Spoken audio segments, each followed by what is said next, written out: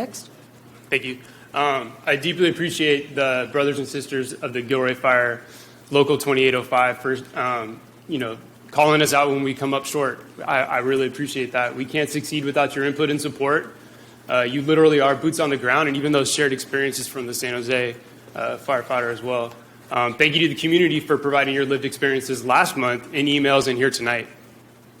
We established a minimum standards in 2019, and for now that includes the Santa Teresa 12-hour unit, which we're struggling to cover.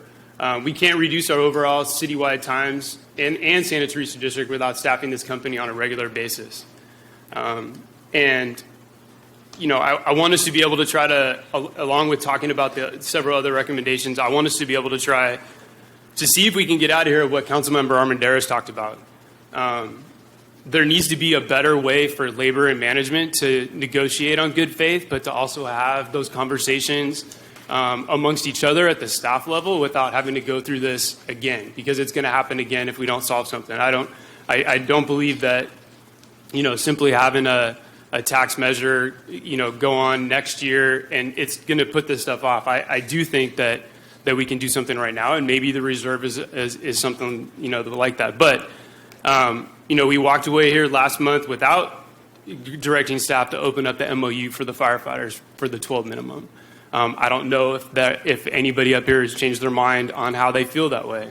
But I believe at a very minimum, we should either be opening up the MOU to get us to 12 a day, but to have a matrix for staff on how that backs down every single day.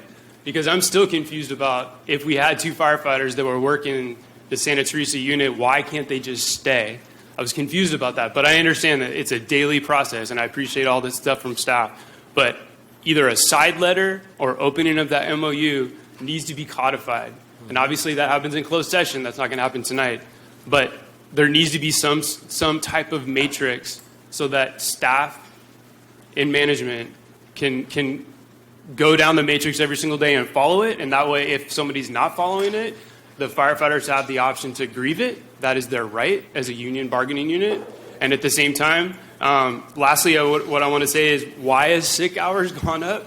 I could personally testify to what it's like working a 48-hour shift, but I know there's somebody in this room right now who's a Gilroy firefighter who worked on a shift 48 hours and had 48 hours of sleep.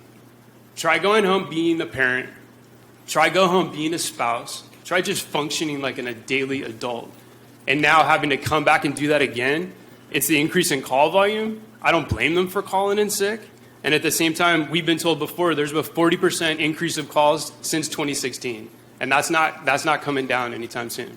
So hopefully amongst our discussions up here, we can walk away with some good direction tonight. And like I said before, either it's opening up that MOU or it's a side letter. Thank you. Reserve. Yep. Thank you.